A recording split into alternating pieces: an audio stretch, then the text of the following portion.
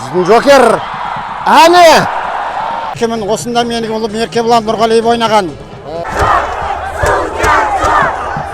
Ойыншылардың арасында жүрміз. Қазақстандағы нөмір 1 инсайдер ретінде танимын. Қысқа бір ек. Доп бізде, міне, доп бізде. Роман Мұртазаев.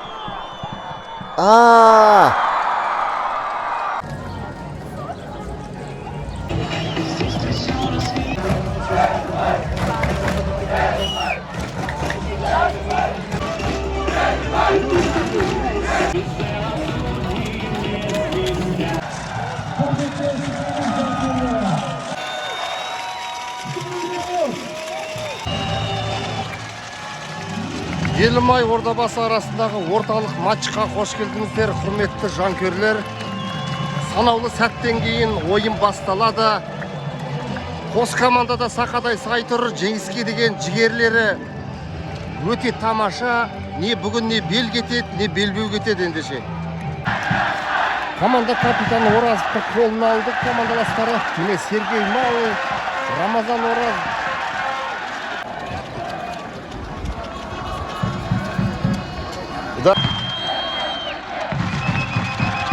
Біздің жанкүйерлер барынша қолдау білдіруде.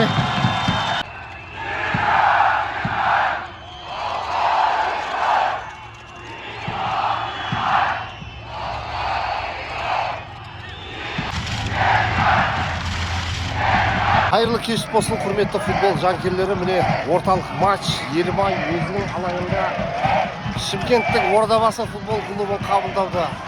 Матч тартысты өтуде. Міне шабуыл. Роман Мұртазаевтың соққысы. Ойыннан тыс қалды дейді төрешілер. Ойынның шамамен 5-ші минуты ордалықтар шабуылдан шабуылға бет алуда, дегенмен қақпашы өз орнында. Міне плакка. Міне Акмаль Бақтияров доппен. Кімге берді? Сергей Малыйға берді. Беланчич Түлеубайға қалдырды. Березкин доппен. Осындай шабуылдар керек ақ Елімайға. Шабуыл жалғасуда.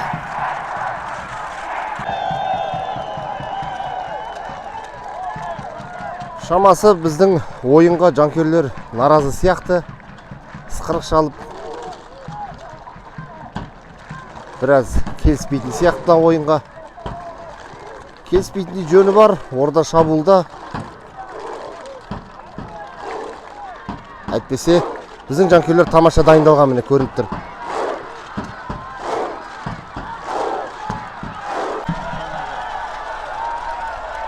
Оразов, Мұртазаев, Бақтияров Оразовқа қалтырды. Әне, біздің Жокер. Әне!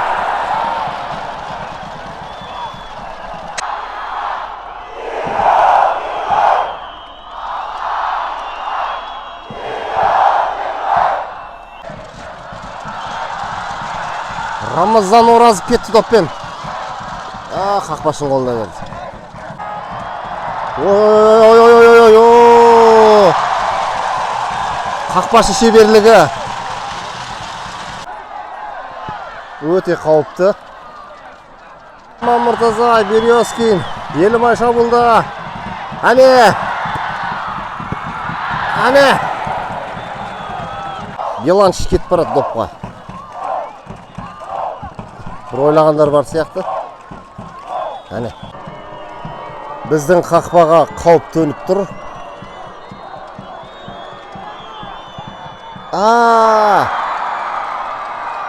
Нөлде бір деген осы міне. Сұмдық енді.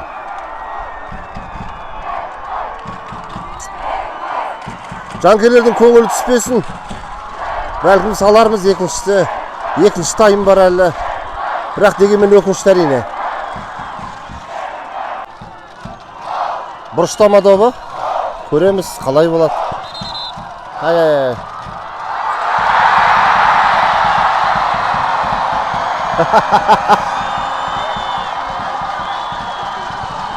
Сұма қалып салды. Қарбаласқан сәт. Әне. Оңай емес. Жеңіс керек. Белашич итеріп қояды. Ал. Амансыздар ма? Мен енді сіздерді футболдың жанкүйер ретінде, ұзақ жыл жанкүйер ретінде танимын ғой. Сондықтан бүгінгі ойынға деген көзқарастарыңыз, қарсылас команданың қарқыны қалай? Келдік. Не үшін? Біз жеңіс үшін келдік. Сондықтан біз бәріміз ойлаймыз, бүгін жеңіс болады екінші таймда. Бірақ та бүгін оборонаға кірді. Ең бірінші біздің Елімайға алға шу керек деп ойлаймыз. Екінші жағынан бізге ан жақта штрафнойдан соқты ғой. Соққанда өте жақсы соқты болды. Біз керемет болды. Сондықтан гол деп есептейміз жақсы. Но екінші таймда біз ойлаймыз, что біздің жігіттер алға шығады, замена болады, күшті ойыншылар шығады, Иван Свиридов шығу керек. Сондықтан Жанали Пайрус шығады. Күшті ойыншылар шығады, сондықтан біз жеңеміз деп ойлаймыз. Командаға сенесіз ғой, ә? Біз команданы, біз баяғыдан бері мында. Қазір орысша айтады, мына Ермек Бәленбай 50 жылдан асты біз жанкүйерлеріміз. Мына Мырзатай деген, мына Ермек Алибеков Бәленбай, ол сізге айтады қазір орысша. Ну, надеемся, что в сегодняшней игре все-таки сотворит команда Елимай камбэк. И, соответственно, тренер найдет во время перерыва нужные слова, выпустит замену, потому что нужно немножко освежить, встряхнуть игроков. А если бы мы не верили бы в команду, не было бы победы, я думаю, что все будет хорошо. Вперед, Елимай! Елимай алға!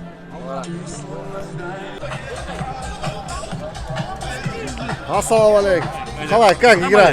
Супер, прекрасная атмосфера. Спасибо за такой вот реально масштаб очень большой. Это невероятно. Я честно удивлен. Каждым годом больше и больше фанатов становится. Это невероятно. Алга, Елимай. Ойын қалай? Да. Классно. Я думаю, сейчас игра перевернется и Елимай выиграет сегодня матч. Рахмет. Давай. Ассалаумалейкум. Алейкум ассалам. Қалай ойын? Елімай жанкүйерінен сен кәдімгі қозғалысқа да үлкен септігін тиген жүр, қаншама тер төгірсің ғой. Жанкүйерлердің басын біріктіріп жүрген осы. Фархат деген азамат осы жігіт болды. Ассалаумалейкум, ағайындар, братья и сестры. Делаем все, что возможно от нас. Мы 12-й игрок, и мы не даем, чтобы мы проиграли. Мы хотим победить, но и мы хотим не только, чтобы мы выиграли, мы хотим, чтобы команда наша выиграла. Поэтому давайте, люди, народ, город один. Одна команда, вместе мы сила, Алга Елимай, давайте, мы должны победить. Мы победим сегодня. Ордабасы ойынын әделеп көруге кебем өзі. Футболдың аналитикімін, осында менің ұлым Еркебұлан Нұрғалиев ойнаған. Соның әкесімін. Еркебұланның, е? Еркебұланның әкесімін. Еркебұлан кеше Оқжетпесте ойнап, Основада ойнап, жақсы Оқжетпес кеше 2-2-мен Жетісуда тең ойнады. Бүгін мына Елімайға Балет-Етібедегі әлі ойын алда. Кеңестіреді, ұтат деген ойымыз бар, үмітіміз бар. Елімайға сәттілік. Жақсы, олыңыз бүйесі осы жақта карьерасын аяқтасын деген ниеттеміз аға. Енді оны Алла уақыт көрсетеді. Жақсы. Елімайда кезінде ойнады, Алтай күнінде Спартак кезінде ойнады. Қазір тәуба Оқжетпесте өнер көрсетіп жүр. Осылай травмадан аман болса әлі ойнағысы келеді. 32-35 жасқа дейін ойнатын ой бар. Ой, барекалла, рахмет. Құрметті жанкүйерлер, міне Еркебұлан Нұрғалиевтің әкесі, міне менің қасымда осы кісі. Аман болыңыз аға. Рахмет. Осында жақсы тәрбиелегеніңіз. Рахмет. Жігіттер, ойын қалай? Күшті ағай.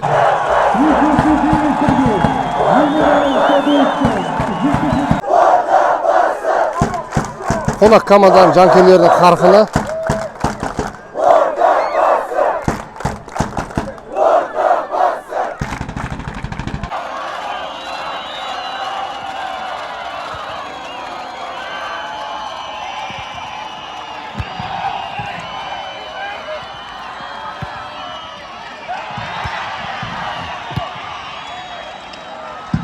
ойынға өзгеріс енгізу керек сияқты. Себебі біздің шабуылдағы жігіттер шаршап қалған сияқты. Орда басы кетті. Күйістің тағып барды.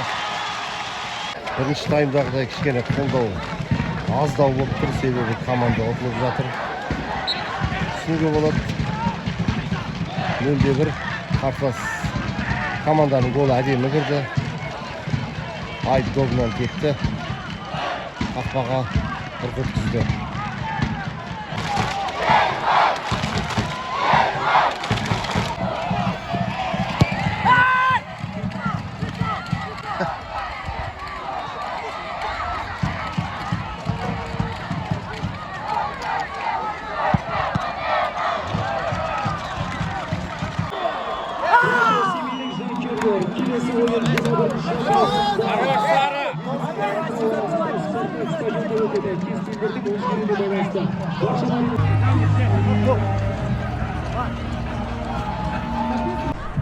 Иә, құрметті жанкүйерлер, есеп 1-3. Ойыншылардың арасында жүрміз. Матч тартысты болды, жоққа шығаруға болмайды. Амановичті көріп тұрмыз.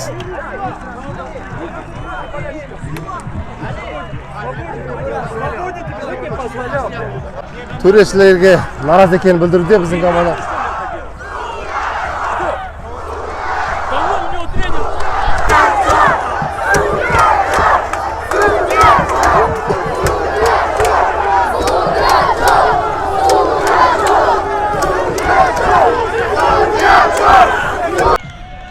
Рома, еще, хорошо.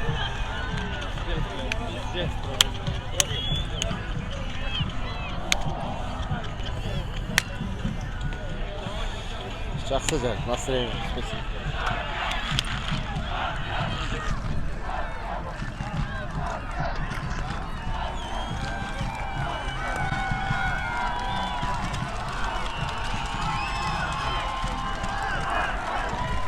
Чувак, мой. Не жағдай сонда? Төрешіге келіспей тұрсыңдар ма?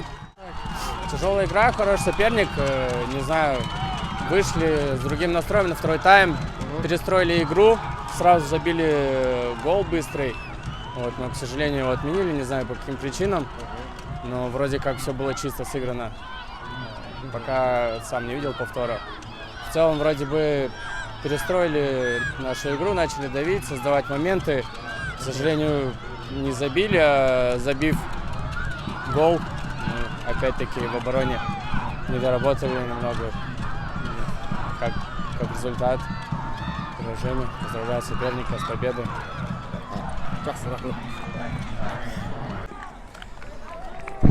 Менің қасымда Елдар Аманбай, мен өзім бұл кісіні Қазақстандағы нөмір 1 инсайдер ретінде танимын. Қысқа 1-2 ауыз. Қысқа нұсқа ордабасы лайықты болды. Скорость жағынан вообще бөлік болды. Енді Елмайға өзіңіз айтқандай өзгерістер керек, трансферлер керек. Сондықтан меніңше алдағы уақытта тек қана мықты ойын болады. Рахмет. Все, жақсы, сәттілік болсын. Құрметті жанкүйерлер, менің әріптесім Зиданчик менің дәл қасымда. 1-2 ауыз ойын енді. Аяғы шу болып кетті ме, не болып кетті? Негізі ойын Ордабасы жақсы көрсетті, осы ойында, бірақ Елімай контратакада көп болды, бірақ негізі моменттерде қарау керек, анау судейский моменттерде. Не болды, нақты болды ма, 100%, 100% болды ма, или бір сомнение болды ма, көреміз енді. Так, ойын жақсы болды, орда бір бас бәрі жоғары. көрініп тұр, оларда такое ощущение, как будто оларда команда уже 3 жылда бірге ойнап атқан. Сыгранность бар, сыгранность көрініп тұр. Так, что көреміз? Все, рахмет. Келіп, әрдайым семейге келіп Елімайдың матчтарын қолдап тұрасыз. Біз жергілікті жанкүйер ретінде, жергілікті тілші ретінде осы. Давай, ал өзіңізге сәттілік.